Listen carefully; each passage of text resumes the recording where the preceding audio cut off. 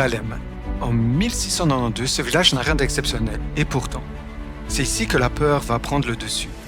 Ici que les voisins vont accuser des voisins. Ici que la foi, le doute et la rumeur vont suffire à condamner. En quelques mois, une communauté entière va basculer. Cette histoire n'est pas celle de sorcières, mais bien celle des hommes.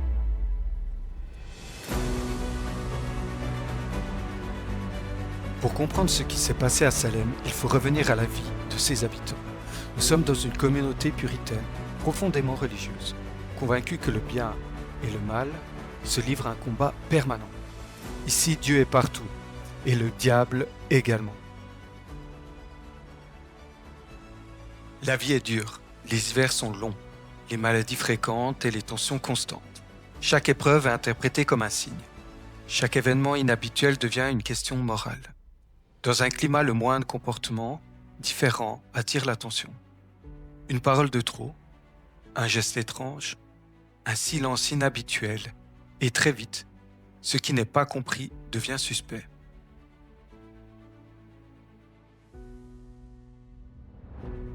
Tout commence au début de l'année 1692, lorsque deux filles se mettent à agir de façon troublante. Leurs cris, leurs convulsions et leurs comportements inexpliqués inquiètent les adultes. Les médecins ne trouvent aucune cause. Alors, une autre explication s'impose, celle que l'on connaît déjà. Elles disent bien être victimes de sorcellerie. On leur demande alors de nommer leur agresseur. Désignées, de donner des noms, très vite 3 femmes sont accusées. 3 femmes marginales, différentes, donc faciles à isoler. Dans un contexte comme Salem, être différent, c'est déjà être suspect. Être pauvre, être étrangère, être trop libre. Ces accusations marquent un point de non-retour. À partir de ce moment, la peur change de nature. Elle n'est plus diffuse. Elle a des visages. À partir de ce moment, la peur ne reste plus confinée à une seule maison. Elle se propage. Les accusations se multiplient, d'autres noms apparaissent, puis encore d'autres. Être accusé devient dangereux, mais nier l'est encore plus. À Salem, un aveu peut sauver. Le silence, lui, condamne.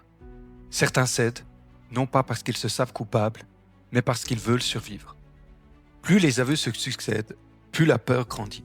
Et plus la peur grandit, plus les accusations deviennent crédibles. Très vite, la communauté ne suffit plus à contenir la crise. Les autorités interviennent, des tribunaux sont mis en place, des juges écoutent. Des témoignages s'accumulent. Mais à Salem, ce ne sont pas les preuves qui comptent. Ce sont les récits, les visions, les paroles prononcées sous la peur. Ce qui a commencé comme une inquiétude est désormais devenu un système. Et ce système va broyer des vies. À Salem, la justice ne cherche plus la vérité. Elle cherche la cohérence. Les tribunaux acceptent désormais ce que l'on appelle des preuves spectrales. Des visions, des rêves, des accusations d'esprits invisibles.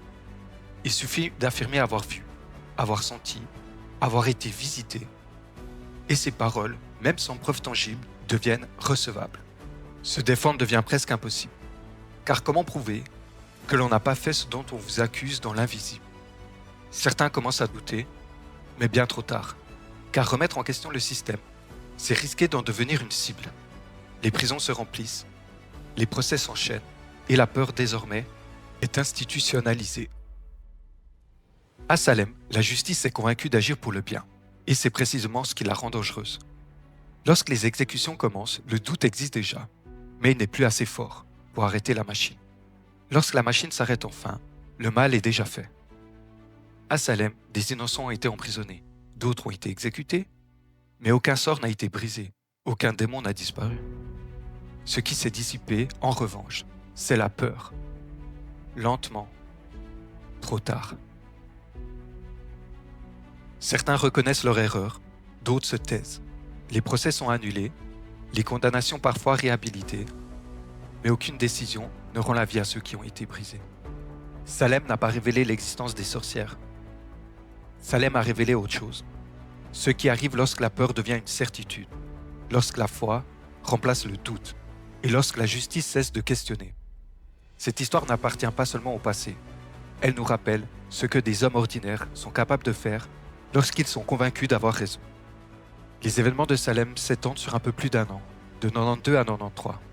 En quelques mois, plus de 150 personnes sont accusées. 19 sont exécutées, une est écrasée à mort pour avoir refusé de plaider. Plusieurs autres meurent en prison, des familles sont brisées, des communautés détruites. Aucun acte de sorcellerie n'a jamais été prouvé. Des années plus tard, les autorités reconnaîtront l'erreur. Si l'histoire de Salem est encore racontée aujourd'hui, ce n'est pas parce qu'elle fut la plus violente. D'autres chasses aux sorcières ont fait davantage de victimes. D'autres sociétés ont été bien plus brutales. Mais Salem est différent. Parce que tout y est documenté. Les témoignages, les procès, les décisions et les regrets. Aujourd'hui encore, on parle de chasse aux sorcières. Non pas pour parler de sorcellerie, mais pour parler d'accusations sans preuve, de peur collective et de certitudes dangereuses. Salem n'appartient pas seulement au passé. Il nous rappelle que lorsque la peur devient une vérité et que la justice cesse de douter, n'importe quelle société peut basculer.